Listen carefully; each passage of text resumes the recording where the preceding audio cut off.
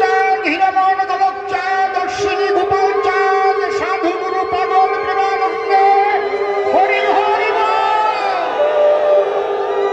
সবাই হাত তুলে বলো হরি বল, হরি বল, হরি বল, হরি বল। সর্বপ্রথম প্রণাম জানাই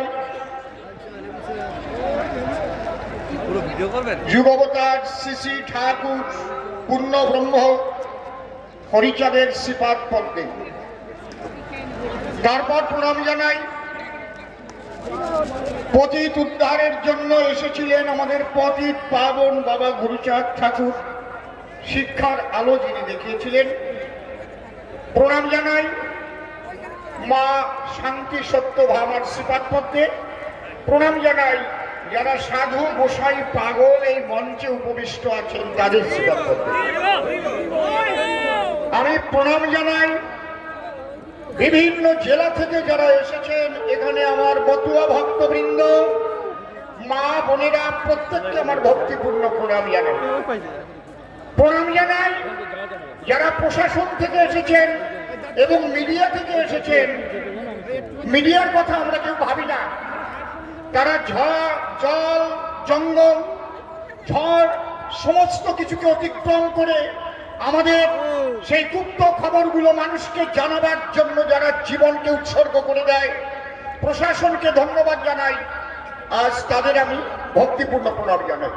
প্রণাম জানাই প্রাণের ঠাকুর দয়, আমাদের অল ইন্ডিয়া মতুয়া মহাসংঘের মহাসংঘাধিপতি এবং সংঘাধিপতি দয় প্রাণের ঠাকুর।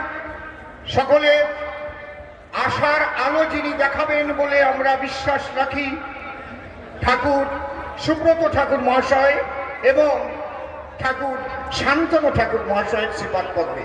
তৎসঙ্গে প্রণাম জানাই যে পিতার ঔরসে তারা জগতে জন্মগ্রহণ করেছিলেন, যে মায়ের গর্ভে, সেই মাতা পিতার শ্রীপাদ পদ্মে ভক্তিপূর্ণ প্রণাম জানাই।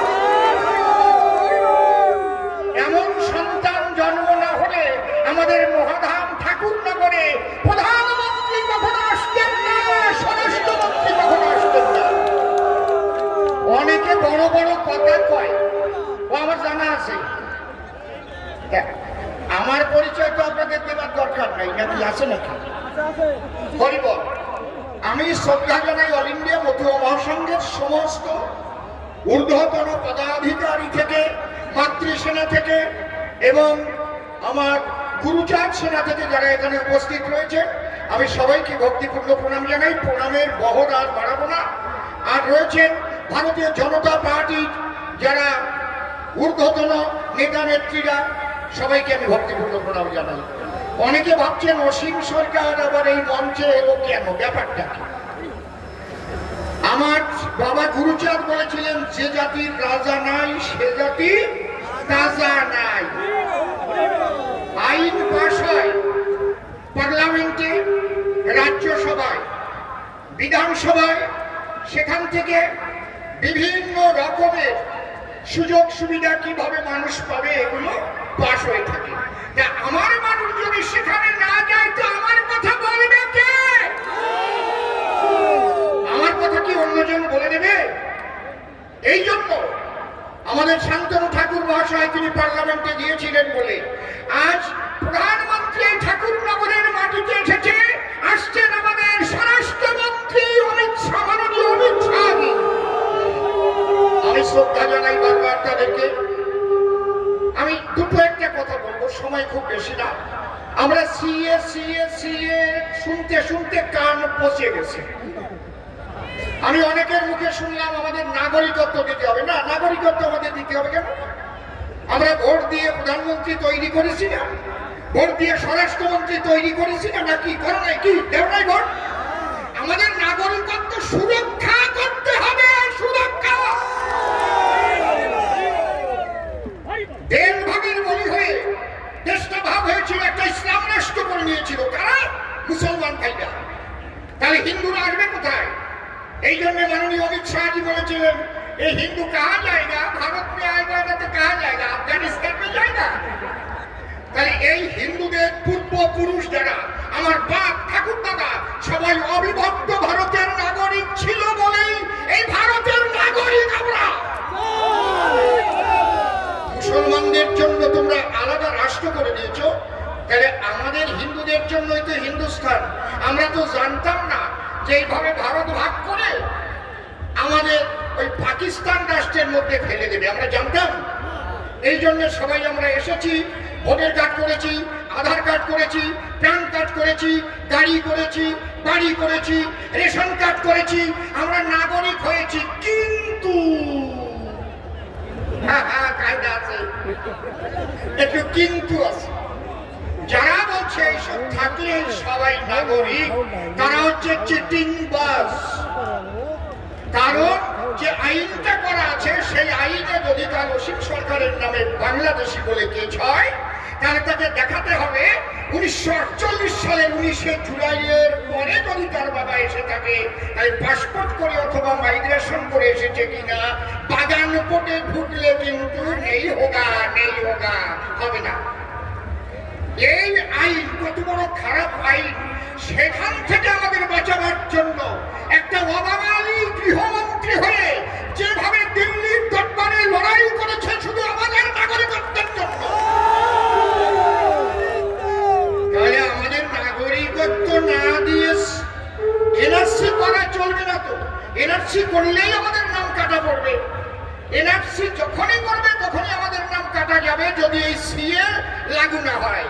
তাই আমাদের দাবি ছিল, আমাদের শান্তনু ঠাকুরের দাবি ছিল, আমাদের মতুয়া গোসাই পাগলদের দাবি ছিল, আমাদের সাধারণ মানুষদের দাবি ছিল আমাদের সিএ পাস করে লাগু করে তারপরে 100 বার এনআরসি করো, আমাদের কোনো আপত্তি নেই। আমরা এনআরসির পক্ষে, আমরা সিএর পক্ষে। তাহলে এই সিএ যদি লাগু না হয় আমাদের ওই নাগরিকত্ব যাবার ভয়। এই জন্যই তো মতুয়ারা এক জায়গায়। তাহলে অল ইন্ডিয়া মতুয়া মহাসংঘ আমাদের আপন কেন? ও বাবা, উদ্বাস্তু কি শুধু মতুয়ারা, নোমরা? ব্রাহ্মণ, ক্ষত্রিয়, বৈশ্য, শূদ্র সবাই উদ্বাস্তু হয়ে এসেছে। আমরা কেন আনবো ঠাকুরনগরের ডাকে? অবশ্যই আনবো। এই আন্দোলনটা কিন্তু আর কেউ করে নাই, আন্দোলনটা করেছে বড়মা থেকে, অল ইন্ডিয়া মতুয়া মহাসংঘ থেকে। ভারত সেবাশ্রম এই আন্দোলন করে নাই, বেলুড় মঠ থেকে আন্দোলন করে নাই, ইসকন থেকে আন্দোলন করে নাই, এই আন্দোলন করে নাই। কিন্তু সৎসঙ্গ থেকে একমাত্র এই আন্দোলনের ডাক দিয়েছে আমার এই ঠাকুরনগর ধামের, আমার ঠাকুর বংশের যারা, তারা এই আন্দোলনের ডাক দিয়েছে। তোমরা যারা উদ্বাস্তু সম্প্রদায় আছো মনে রেখো, এই সিএ লাগু না হলে কিন্তু তোমাদের কপালে কষ্ট আছে। এই জন্যই আজ আমাদের মাননীয় গৃহমন্ত্রী আসছেন।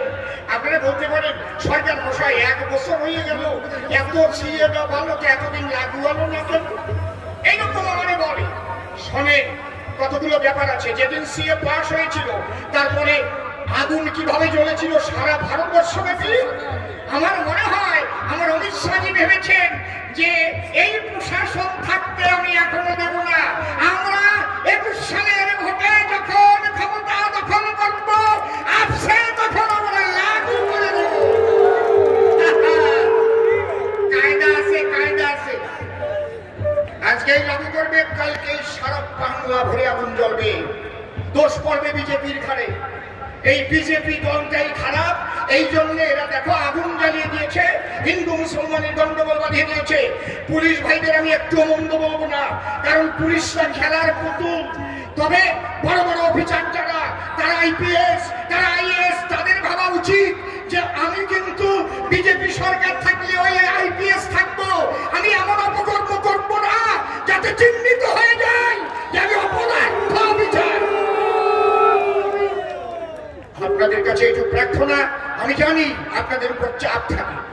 3টে মার্ডার করেছে, তাকে ধরে এনেছেন, এমএলএ ফোন করেছে, হ্যালো অজি সাহেব, হ্যাঁ ও ফাটাকে স্টোকে ধরেছেন, ও এই সমাজসেবী, ওকে ছেড়ে দেন, চল এফআইআর ওর নামটা রাখবেন না। না স্যার, ও তো পিস্তল সহ ধরা পড়েছে। বেশি কথা শুনতে চাই না, তাহলে পুরুলিয়ে পাঠিয়ে দেবো যেখানে জল পাবেন না। হ্যাঁ, কায়দা আছে, জ্ঞান করে জানি। তথাপিও পুলিশরা যেভাবে কাজ করে যাচ্ছে ওদেরও মন পরিবর্তন হয়ে গেছে। আমি তো একটু ফোন টোন করে খবর নেই। অসীম বাবু, এই ভোটটা ডিক্লারেশন হয়ে গেলি কাম করে, যা হবার হবে নেই। আমি চাইবো আজ আমাদের মাননীয় গৃহমন্ত্রী অমিত শাহজি এমনই একটা বার্তা দেবেন, যে বার্তা নিয়ে আমরা যাব, খুশির বার্তা আমরা পাবো, যে আমাদের সেই সিএ লাগু করে আমাদের নাগরিকত্ব সুরক্ষা তিনি করবেন করবেন করবেন।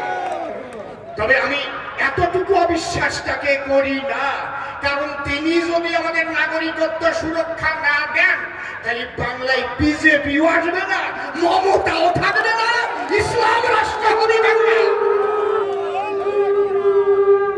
বাংলা কিন্তু তাহলে মুসলমানরা দখল করে নেবে, এটা আমি পড়ে গেলাম আজকে। এই জন্য তার মাথায় আছে, সে আমার মতো ঘিলু নিয়ে চলে না।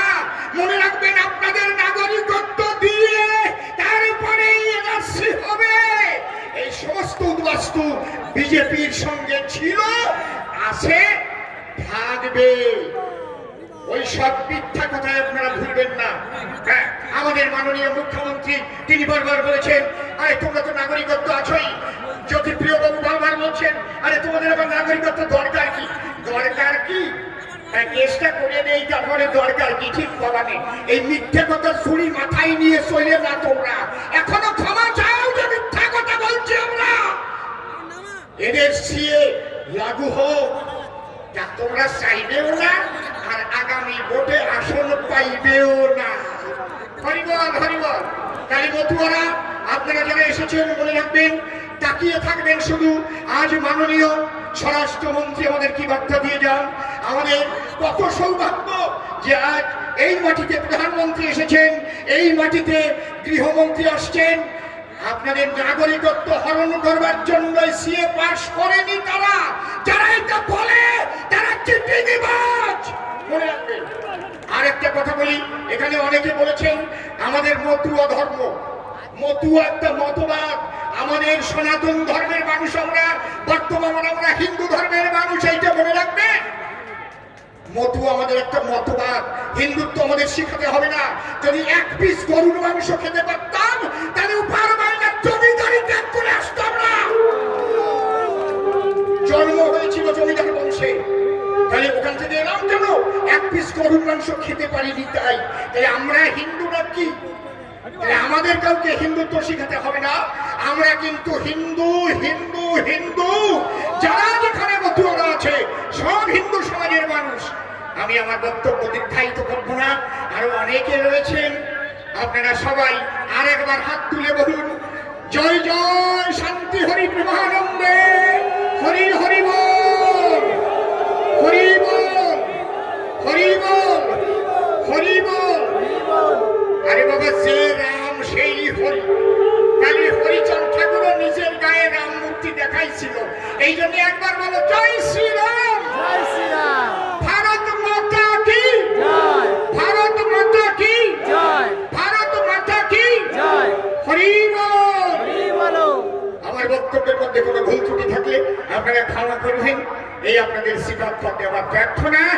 ভয় নাই আপনাদের, অভয় দাতা একটু পরে আসবেন। আমরা হেলিকপ্টারে এখানে শুনতে পাবো, তিনি অভয় বাণী দেবেন। অবশ্যই আপনারা এদিন নাগরিকত্ব সুরক্ষা পাবেন, এটা আমি 200% বিশ্বাস করি। হরি বল, হরি বল। আপনারা একটু